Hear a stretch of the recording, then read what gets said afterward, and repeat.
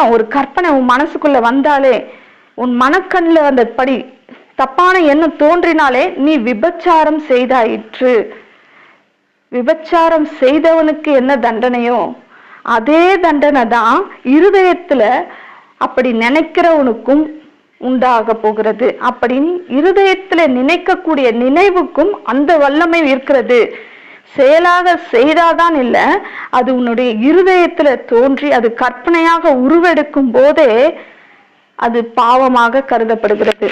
செய்கிறவர்களுக்கு மட்டுமல்ல, கற்பனை செய்கிறவர்களுக்கும் அந்த தண்டனை உண்டு, அதற்கான தண்டனை உண்டு. அதான் மேல சொல்லியிருக்கிறார், இருதயத்தில் சுத்தமுள்ளவர்கள் பாக்கியவான்கள், அவர்கள் தேவனை தரிசிப்பார்கள். 8ஆம் வசனம் சொல்லுது இல்லையா, இருதயத்தில் சுத்தமுள்ளவர்கள் பாக்கியவான்கள். அப்போ நம்மளுடைய இருதயம் சுத்தமுள்ளதா இருக்கிற வேண்டும். இருதயத்துலதான் அவர் வாசம் செய்கிறார். அப்ப அந்த இருதயத்தை நம்ம